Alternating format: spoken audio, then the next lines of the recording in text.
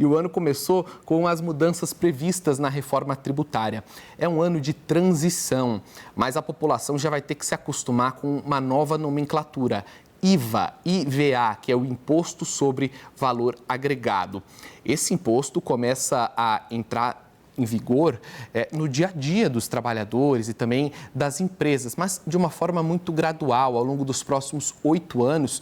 E para as pessoas fiquem familiarizadas com isso, o IVA já começa a aparecer nas notas fiscais. Vamos dar uma olhada aqui no telão, algumas dessas mudanças na reforma tributária que foi aprovada no ano passado pelo Congresso Nacional, mas que entrou agora neste ano de 2026 de maneira gradual. Então, olha só essa tela que nós preparamos. Como é que a reforma tributária atinge 2026? Nós temos o IVA dual daqui para frente. O que é esse IVA dual? É a junção de dois novos impostos, que são eles, o CBS e IBS. Então, o CBS é um imposto federal, que é a contribuição sobre bens e serviços, e tem o IBS, que é um imposto estadual, que é o Imposto sobre Bens e Serviços destinado a estados e municípios. O IVA dual vai substituir gradativamente 5 impostos: PIS, COFINS, IPI, ICMS e o ISS, que é o Imposto sobre Serviços. Então, 5 impostos vão virar 2. CBS e IBS, que é o chamado IVA dual.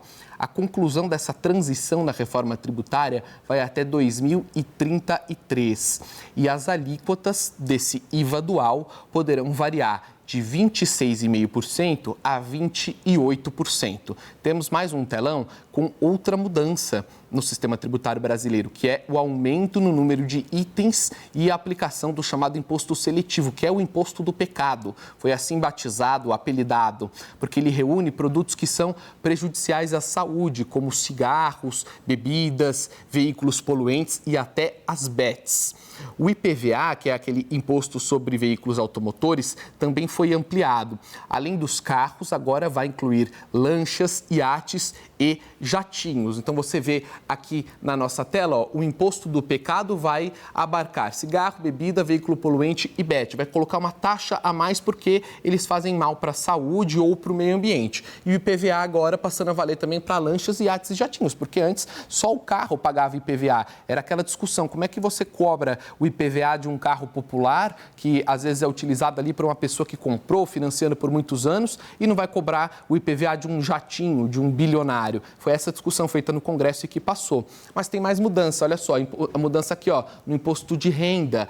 Tem a isenção, que agora subiu para R$5.000, já está valendo a isenção do imposto de renda na fonte para quem ganha até R$5.000, começou a valer ontem, e também o desconto para quem ganha entre R$5.000 e R$7.350 por mês. Não chega a ser um tema da reforma tributária, mas foi uma mudança no próprio sistema de cobrança de impostos no Brasil. Então, são várias as novidades trazidas pela reforma tributária, um assunto que eu vou tratar agora com um convidado, o Marcos Ferraz de Paiva, professor e advogado tributarista, está aqui conosco. Muito obrigado por essa presença virtual no nosso Poder Expresso. Já quero emendar com uma pergunta para o senhor, porque esse é um assunto difícil muitas vezes.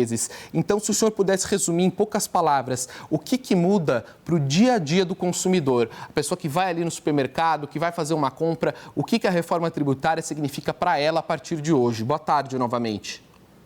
Muito obrigado, Eduardo. Prazer em estar aqui com vocês. Como você falou, assunto muito árduo, mas vamos tentar resumir bastante aí para o seu telespectador, tá? Na verdade, essa reforma tributária do consumo, né, vamos esquecer um pouco o imposto de renda por enquanto, ela é basicamente para as empresas, né? As pessoas físicas vão ter uma novidade que eu já falo, mas as empresas, como você mesmo falou, Eduardo, elas pagavam ICMS, ISS, IPI, PIS, COFINS. Elas vão deixar de pagar esses 5 tributos, né, e vão pagar só 2. Elas vão pagar o IBS e o CBS. Só que, qual vai ser o problema agora? A transição é longa. Em 2026, na verdade, não haverá efeito financeiro para as empresas. Elas vão, como se colocou lá, elas vão destacar o IBS e o CBS com uma alíquota só de teste, só que elas não vão pagar efetivamente, elas vão continuar pagando o ICMS, o ISS, IPI, PIS, COFINS. Isso vai ser gradativo até 2033. Então, nesse período, Eduardo, as empresas vão ter um pouco de dificuldade, porque vão estar em vigor os dois regimes, tá? O que vai acontecer com elas quando acabar essa transição? Vai ser muito mais simples. E esse é a grande novidade. Você tem uma notícia boa, que a simplificação vai ser enorme para as empresas, o custo, né, do entendimento dos tributos, do cálculo vai ser muito menor. Agora, qual que é a notícia, não vou dizer ruim, mas pode ser ruim? Essa alíquota de 26,5% a 28%, que não está definida ainda, é muito alta, né? Então, nos países desenvolvidos, onde você tem o IVA, você tem uma alíquota média de 20%. E nós não somos ainda, né, um país desenvolvido e estamos com uma alíquota de 26,5% a 28%. Então, você tem o lado da simplificação, vai ser muito mais fácil você calcular e recolher os impostos, né? Só que você tem o lado de um possível aumento de carga tributária que a gente só vai saber quando da transição, tá? Isso para as empresas, tá, Eduardo? Pessoa física, qual que é a novidade? Pessoa física de baixa renda, ela vai ter um sistema de cashback. O que é o cashback? O cashback é o seguinte, quando qualquer pessoa compra uma Coca-Cola, por exemplo, qualquer pessoa vai pagar o mesmo imposto. Existe um imposto agregado ao preço da Coca-Cola que todo mundo paga igual, seja uma pessoa rica, seja uma pessoa mais humilde. O que o cashback vai fazer? As pessoas mais humildes, né, até 2 salários mínimos por enquanto, elas vão poder recuperar parte desse imposto que está no produto, né? Então, isso é uma novidade interessante para as pessoas físicas. Elas vão comprar produtos, né, e elas vão poder pegar de volta uma parte do imposto que está lá dentro do preço desse produto. Essa é uma novidade muito interessante, inclusive, quer dizer, a reforma tributária vai muito além do que essa mudança de nomenclatura. Tem novidades para o consumidor, para a pessoa física. Tem uma outra pergunta para o senhor, que o presidente Lula ainda não sancionou o segundo projeto de regulamentação, né, da reforma tributária. É um projeto muito específico que fala sobre a regulamentação do comitê gestor. Se esse projeto não for sancionado logo, a reforma tributária está em risco ou não? O que passou ali da PEC já é suficiente para começar esse ano de 26 e a qualquer momento o presidente Lula faz a sanção desse ponto específico da reforma, não chega a ser um grande problema? Não, na verdade, Eduardo, eu concordo, é um grande problema. Eu acho que isso vai acabar sendo publicado, acho que não vejo problema com relação a isso, mas é um grande problema porque a parte do comitê gestor, justamente, ela vai regulamentar, basicamente, a questão do IBS. Então, vamos lá. A CBS vai substituir o PIS, COFINS e o IPI, que são impostos federais. O IBS vai substituir o ICMS e o ISS, estados e municípios. E é aí que está o grande problema. Por quê? Porque sempre o gargalo tributário do Brasil foi o ICMS. O ICMS, que era um imposto muito caro, 27 estados, incluindo o Distrito Federal, com legislações diferentes, operações interestaduais, operações internas, substituição tributária, muito, muito complexo. Eles estão tirando tudo isso e colocando o IBS junto com o ISS.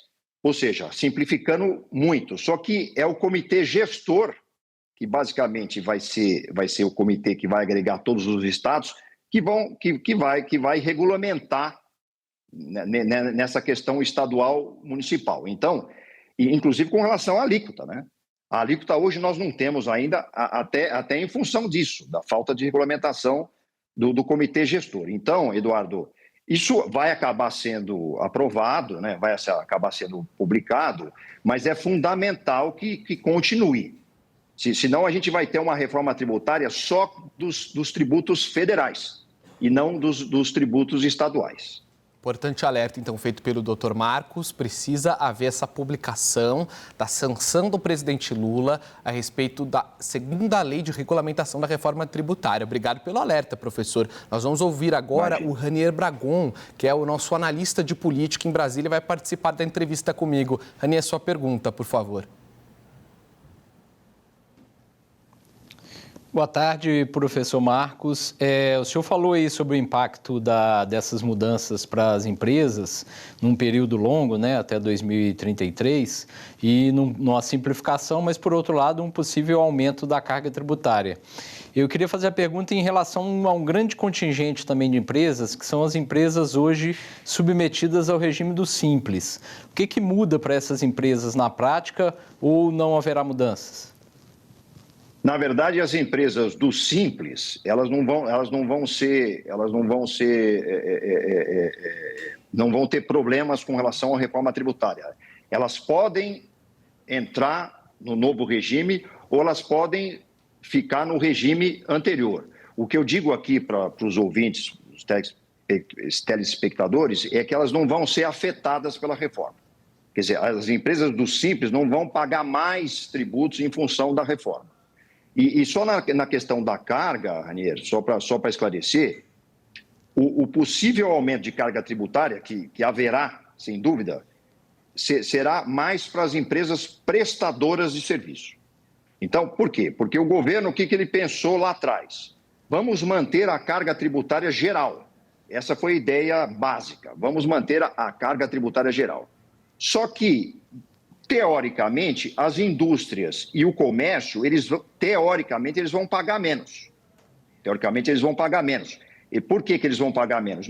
Na indústria, por exemplo, não vai ter mais o IPI. Vai acabar o IPI. E eles vão poder se creditar de materiais que eles não podiam se creditar antes. Então, teoricamente, vai diminuir.